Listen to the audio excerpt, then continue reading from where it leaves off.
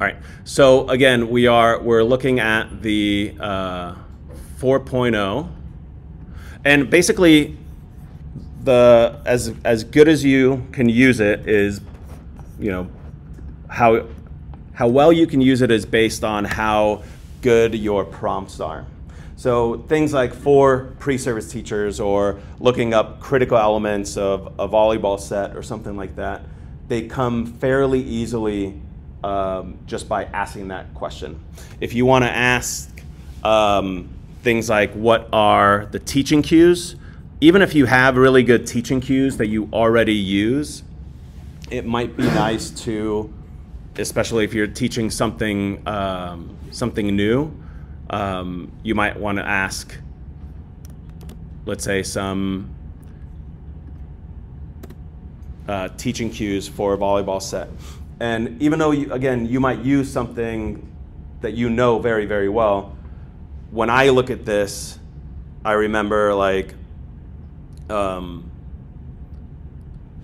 right, so let me actually show you this because it gives you totally different ones depending on when you use it. So it's constantly reiterating the different cues. And these are, right, square up, ready hands, soft fingers, ball-shaped hands, push through, use legs, follow through, eyes on the ball. Right? The other ones were make a window, right? Shoot for the sky, right? The squared stance was totally different in the way that it was explained. But basically, this is the equivalent of 2 years ago, you would go to PE Central and find this. Somebody else wrote the cues, somebody else wrote the critical elements. It's not like you go to an anatomy physiology book and look through and write the critical elements. You get it from the book, you get it from PE Central. ChatGPT is just another source to do it, with the understanding that you have to double check all of your work on this, right? It is wrong very often, and what I like to say is that you want to outsource your time and not your thinking, right? Outsource the time to take the things that take you a long time to do. How long did it get critical elements? 10 seconds, right? 10 seconds to type, 15 seconds it comes out, versus going on Google and searching all over for the exact critical elements. You can also go into more specific questions, like, I'm a physical education teacher. Could you provide me with some techniques to teach a beginner, kindergarten age, how to jump rope? Please also list the teaching cues I can use to teach the students the proper mechanics. So it gives you the start of a lesson plan or an idea for a lesson plan. It helps you build something, right? Using artificial intelligence in education settings, you look at not starting with a blank canvas anymore. Like you're sitting there and the cursor is blinking and you're trying to figure out, what am I going to write as my first word? It gives it to you and then you edit and then you create based on what the first idea is provided, right? It is incredibly dangerous to you if you don't know what you're doing, right? You can make a really good lesson plan, but if you just copy and pasted it from the internet, it's the same thing as if you copy and pasted a PE Central lesson plan that wasn't really good, because none of them are vetted really, and then you try to go teach it. If you don't know how to teach, you're not going to be able to teach. But it gives you ideas, right? Jumping to a rhyme, continuous jumping, swing and jump, swing and step, and it provides you the teaching cues for jump roping. You can also, let's say you are a 7th grade teacher,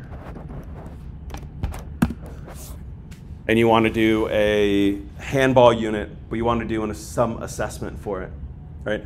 So I'm going to ask it 10 question multiple choice quiz on team handball, suitable for 7th grade physical education class, and also give me the correct answer, right? So if you don't say give me the correct answer, it will give you a 10 question test, and then you'll look at it and go, oh, I have to make the key myself. So it will only do what you're asking it to. But if you say, give me the key also, then it produces this, And then you would just copy and paste this to whatever learning management system you have into auto grading, right? So you're no longer taking the 20 minutes for students to fill this out in class. It's a homework assignment before next Thursday to do the online quiz, unlimited attempts. So those of you who've had me in 275, that's how my tests work. I never grade your tests in 270 or your quizzes in 275. My goal is for you to get 10 out of 10 so you know the content. If you get it wrong, you have the option to redo it again as many times as you want, but I spend 0 minutes in grading because I spend an hour one day making the test, and then A, B, C, D are options. C is the correct answer. If they select C, this is the response that you give. Correct, way to go. Or, hey, try again. Think about how many players are here in addition to the goalie. So if you can give it hints, or you can just not give any feedback. All right.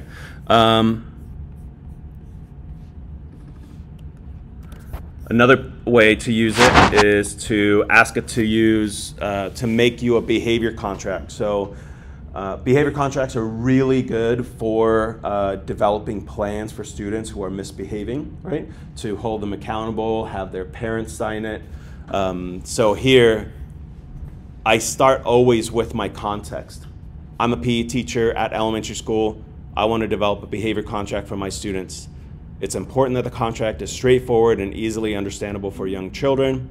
The main focus should be on addressing the proper use of equipment and ensuring that students follow instructions during design.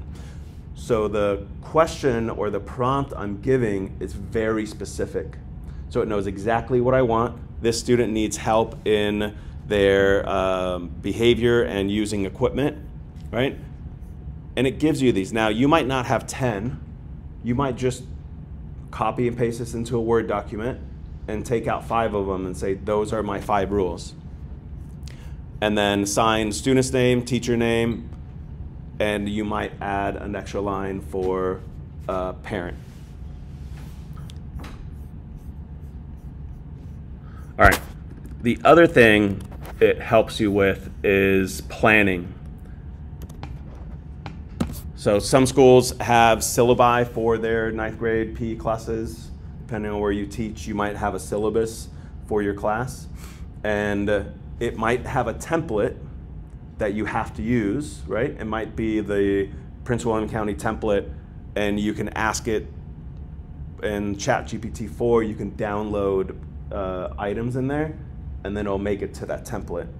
But if you don't have a template and you don't need it, you can just say, hey, give me the 9th grade physical education syllabus, and it writes a course description. Again, that might not be your exact course description, but it gets you a really good start, right? You're outsourcing your labor, the amount of minutes that you're sitting there trying to create something, and you are using your thinking for editing and refining instead of coming up with content which is the same as you would go online to some other school district and go, hey, what does Colorado PE look like in 9th grade? Colorado PE 9th grade syllabus. You'd find it, and then you'd use some of that language from those objectives. This is just speeding it up. So fitness assessment and goal setting, team sports, individual sports, aquatics, right? This might not be what you do, and it's also like grading on participation and effort might not be best practices that you're following. So you delete that and you say, you know, in-class participation in groups or physical activity, whatever you have, and it might have a very short dress code, and you just copy and paste your school dress code there, and you have a good start.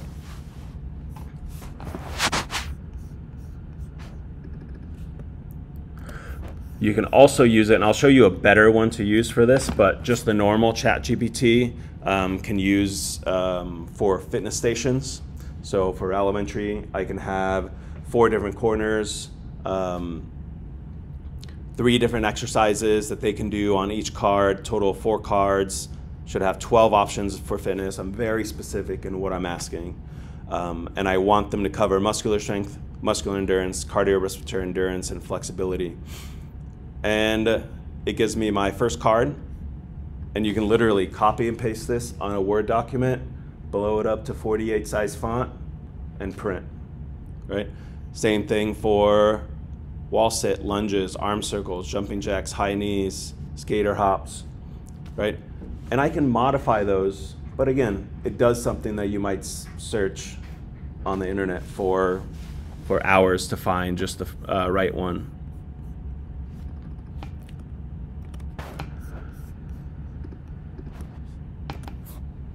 See, I have one 403 student here. So this is how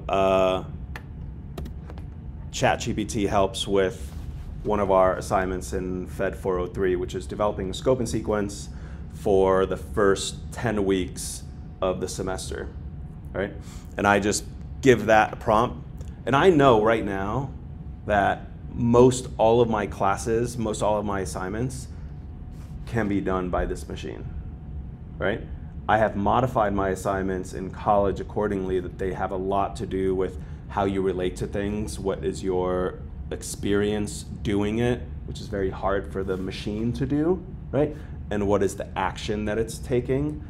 But again, I'm hoping that the students are looking at this through the scope of learning and not what this would be is the equivalent of never going through this experience, never going through this assignment, and just copying and pasting it from whatever website sells student work. But it might give you an idea, if you're looking at fourth graders, what do you want to start with, right? Basic movement patterns, non-locomotor skills, bending, stretching, twisting, balancing, correct. It gives you a rationale for why, right? Underhand, overhand, top throws. So in here I also said I want to utilize the skill themes and movement concepts, and I need a week for fitness testing built in. So, and it gives, like, I don't see a lot of like anything wrong. Let's say I have 3 days a week for my fourth graders, 3 30-minute lessons, and I do movement patterns, go into non-locomotor skills, throwing, catching, striking, kicking and dribbling. Then I go to rhythmic movements, maybe the beginnings of team sports and games, skill application, personal fitness and wellness. Like, how many of you would like vehemently disagree that this is the wrong way to approach fourth grade PE? You know, it's one way, it's not the way, but it's a really good start to have it. And then I ask for a rationale of why you are doing all this content in the order that you're doing it in. I can also see how this aligns with what my elementary school in general is. If I'm at a K-5 school, I might ask it for a scope and sequence for K-5 elementary school. And I want to scaffold the learning across the 6 schooling years, and I want to still utilize the skill themes and movement concepts framework, right? And it gives you a pretty good overview. And I can ask it to then be more specific in specific ones. So this will keep going until it finishes, but I can say stop. Can you provide more detail on grade 1? List the specific skill themes that are taught according to the Virginia State Standards of Learning. Would also like to see how to structure the gymnastics unit from beginning to end.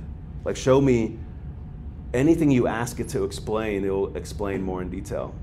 Typically, and this is all in your settings, you can ask for really long answers, or you can ask for shorter summaries of answers, and then whatever you want, you can ask it to like expand by 500 words. And so it's whatever settings you want. And most of the time it's nice to just get an overview, but if you're looking for much more detail, you can ask for it. And so, sorry, is that only in 0.4? So you can modify the settings in 3.5, and you can modify the settings and give it information about you. Like, I am an elementary physical education teacher in Northern Virginia. My school has 900 students. They have this and this many classes. So it's always taking it from that setting, right? Versus you writing it every time, right? But if you do that and it's only for business use, then it'll do that. But then if you like ask it for the best music concerts in the area coming up, it'll think that you're an elementary school teacher who teaches PE that wants music concerts. And so those things can be toggled on and off in the settings. But if you're using it for work and you want to always get specific types of answers, it's really good to do that extra stuff because it makes the answer better. But here it said the grade 1, it said introduction to manipulative skills, throwing, catching, kicking, striking, movement concepts, and then I ask, give me more specifics. Locomotor skills. These are the locomotor skills. These are the non-locomotor skills. These are the manipulative skills that you're working on. And in grade 1, like, yeah, you are starting the beginnings of dribbling or bouncing or a lot of locomotor skills. And then it gives you a 8-week gymnastics unit, which you might just do. Week 1 is day 1.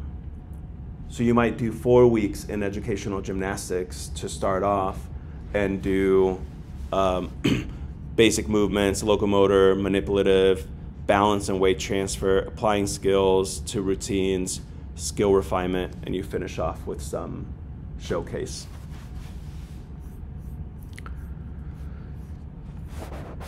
So I'll show you how the 4.0 helps. This is the George Mason lesson plan template. And then I'm going to ask it a super specific question. Right? So can you use this template to make a lesson plan to teach volleyball for 6th grade physical education class? Justia is teaching 6th grade on a Wednesday. Please use the Virginia SOL 6.1b, and I quote it, combine and apply the manipulative skills of volleying with a partner over a net or against the wall with changes in force, accuracy, and direction in the small-sided games. Please make the lesson 60 minutes and assume 25 students. And it uses, like we have this content that says description of learners that it asks to talk about what those learners are like. I expect more than 3 points in my lesson plans, but performance-based objective, it doesn't read that I want a cognitive, psychomotor, and affective, but it does give me them. It says what the standard of learning is, how to integrate technology and health literacy. All these are from our template. What the lesson focus is, you need 2. It provides 2. Differentiation, material, safety, and then these are the bold headings. So it's the opening setting, it's the context, why are we doing this, right? And it gives me tasks. And we see here, what I ask for is Judy Rinks for tasks. So inform, extend, refine, and apply. And it does that. But you can see that 35 minutes is in 4 bullet points. You'd get a D in PHED 403 if you turn in a lesson plan like this. So the next step is to say, expand on those tasks. Give me some ideas of what I could do. And it starts building it out. And when we look at PE in general, we have a ton of educators that do not lesson plan at all. They literally just go out, they kind of know what they're doing, and they don't lesson plan. So in this case, is it better to give them this opportunity to just go on ChatGPT and at least have some background of a lesson plan to structure something so learning is occurring, versus a pre-service teacher, which is the difficulty? It's very tempting to go here and do this, but you never go through the process of learning how to lesson plan. So then you have to do it in very specific contexts. Those pre-service teachers that are always been given this content struggle to make their own lesson plans. So other ways that you can use this is for teacher communication. So here I ask it to write an email to send out to parents of my 9th grade class. I want you to highlight, and these are the bullet points. They're just overall bullet points, but I don't want to spend 35, 40 minutes crafting a perfectly worded email. I just know that these are the bullet points that I need. I need them to sign the syllabus before they come back to class. I need volunteers for a field trip to the bowling alley September 21st. And I want them to look into out-of-school programs to help transfer the learning in PE to something else. It's unformulated. There's no periods at the end. It's not spell checked, whatever. I just write it up. And what it does, dear parents of guardians of 9th grade, syllabus acknowledgement, field trip volunteers needed, enrichment programs, and then you just add your name, right? So if I write a formal email to any of the, so I'm on an international board for physical education research. When I write an email that needs to be formatted, I write this first. I put the bullet points, I know these are the things I want, and I have it do the beginning part, and then I write it to my own language. I edit my own writing. Because I would never use that language, or that's way too formal. Or I could ask, can you simplify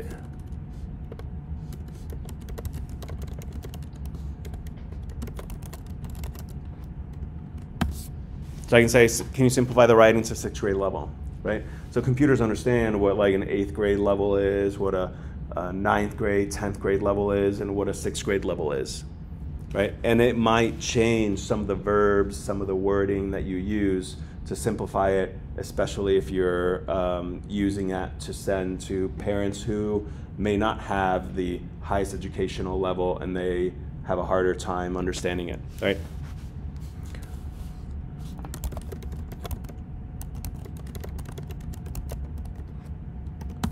Okay?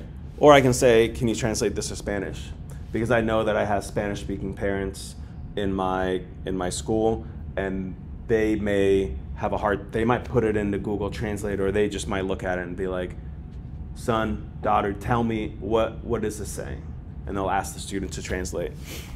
And anytime I write it, I just say, I don't guarantee that this is going to be a perfect Spanish translation. However, I'm trying to like bridge a gap here. Hopefully this is helpful, right? Because if you don't know Spanish, you can't proofread this. I will tell you, I teach my daughter's Finnish school, and I write in Finnish first, then I translate to English because the email goes to both English and Finnish speakers. And I translate it into English, and I rarely make any grammatical changes. It is that good. So,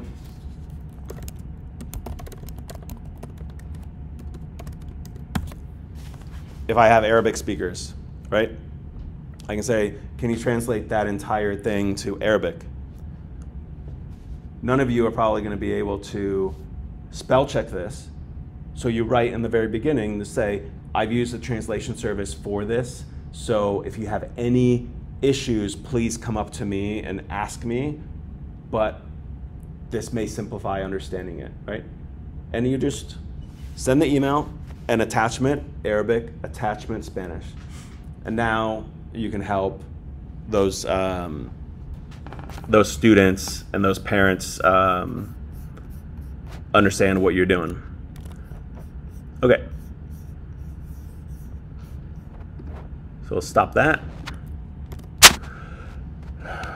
You can also show your principal that you are a great newsletter writer. And I can just say, hey, I want to write a newsletter every month. But it takes hours to write a good newsletter, right? To make it engaging. You can say, I want people to know what we're doing, right? So that we're doing volleyball, and we're doing jump rope for heart. We're doing a jogathon April 20th, and we're doing an Earth Day activity that combines science, health, and PE in our gardening program to help them show how plants make us and the environment healthier. And just by dictating that, and literally you can voice record it and say it in there, and it'll just type that newsletter out. And then you save it and you go, wow, that PE program's doing well, because you always CC your assistant principal and your principal so they know what's happening in your PE program.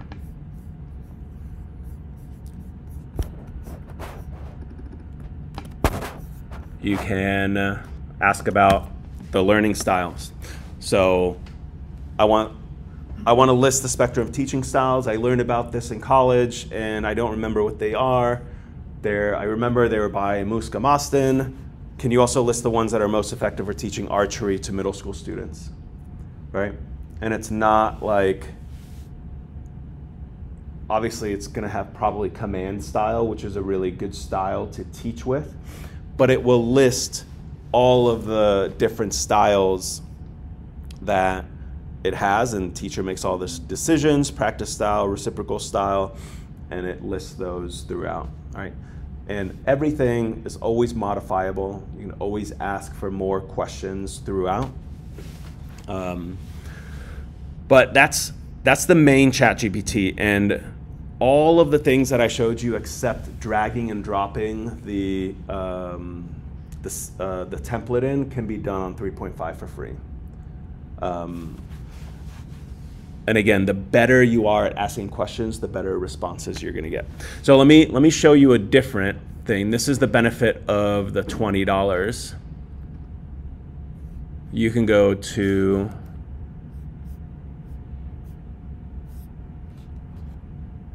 where's my gym streak.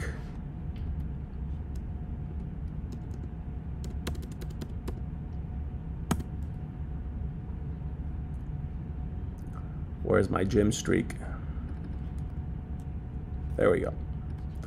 So this is a one for like your personal workouts, but you can also very easily ask it to do content for high intensity interval training for 20 minutes that's suitable for 9th grade students. And you can ask for it to come up with that instead of trying to create it yourself and spending time. You can just go through here and maybe it's not something that you want to do, like maybe arm circles or leg swings are boring or high knees are boring. Maybe you want to do more of a dynamic warm-up and you just copy and paste that from the content that you've done already, right? Perform each exercise for 30 seconds to high intensity followed by 30-second rest. Complete the entire circuit three times, and it has a cooling stretch down. Okay. I could also ask it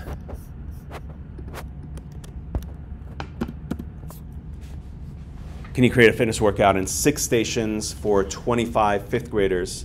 And you list what you have. You got jump ropes, resistance bands, and yoga mats. And you can have, they're gonna say 20, 25 minutes. This is how it's gonna go. Station 1 is this, station 2 is this, station 3 is this. And these are things that obviously you could sit there and create, but you could also copy and paste your lesson plan into here, especially with 4. You can drag and drop your lesson plan and say, spice this up. The fitness stations are getting boring, right? The students want something different, or the students want more choice, or I have students, specifically girls in 6th grade, who are inactive. How do I make them get more, like what are things that might be better for them to have an option for? The next thing is image creation. So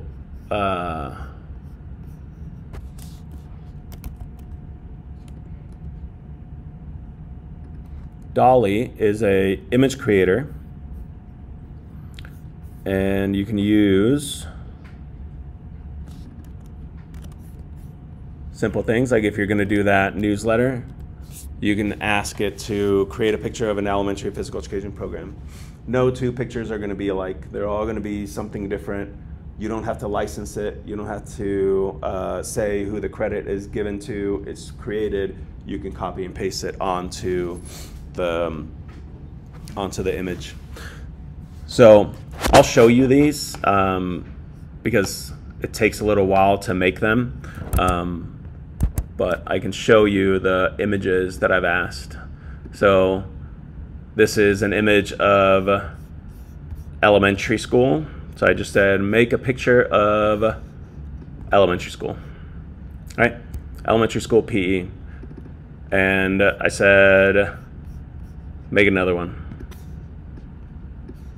right? It takes like 30 seconds to make, but it gives you these ideas. And then I asked, what does the future of physical education look like? Right? Or what does physical education look like in 100 years?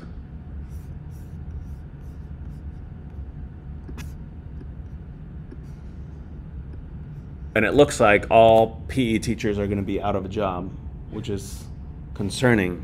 So different than it does now with the Mulberry. Exactly. So then I asked, so I dropped in the Mason logo, and I said, make me a Mason logo about, or a Mason picture about physical education. It does not spell very well, right? If you ask for text, it does it very incorrectly. You can save this as a PDF and then edit the text in the PDF and write it yourself. So then I just said, give me one without any words, because it just couldn't figure out the wording. And like, I don't know, that could be a background for a poster or something. It's all Mason colors. It has all physical activities.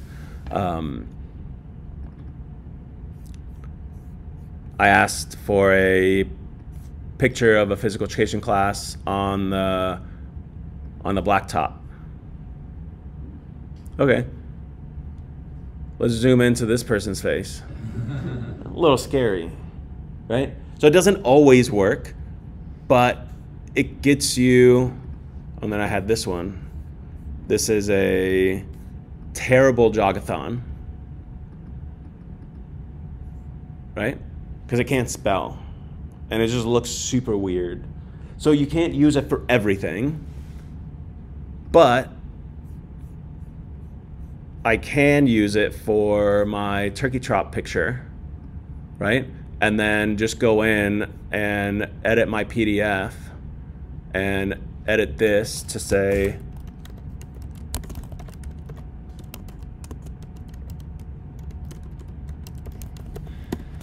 okay, and I can just say George Mason Elementary, and I can respell it if it spells the main things right.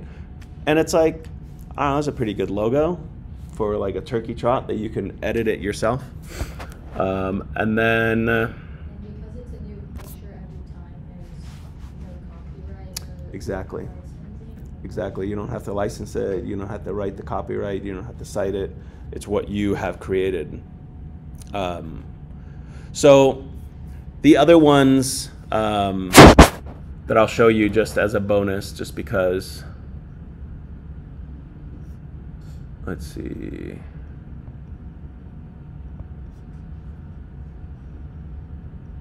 Oh, I think I might have lost them. So there's other ones on here that are called like playlist AI. Oh, let me show you that, because that one is cool, and then we'll head out.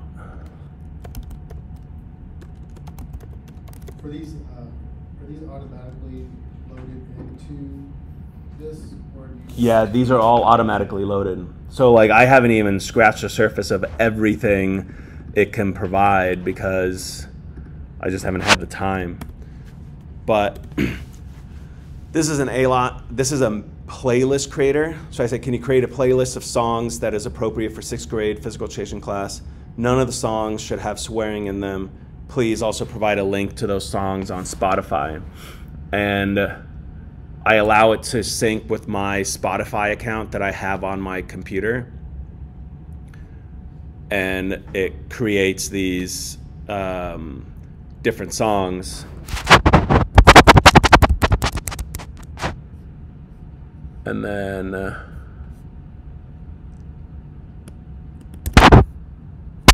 you literally just click here, And this is my 6th grade music list. It might seem crazy what I'm about to say. Right away, you can modify it and say, I want this type of music for your student. And then you just add this as your playlist on Spotify. And that's 30 minutes of AI. So there we go.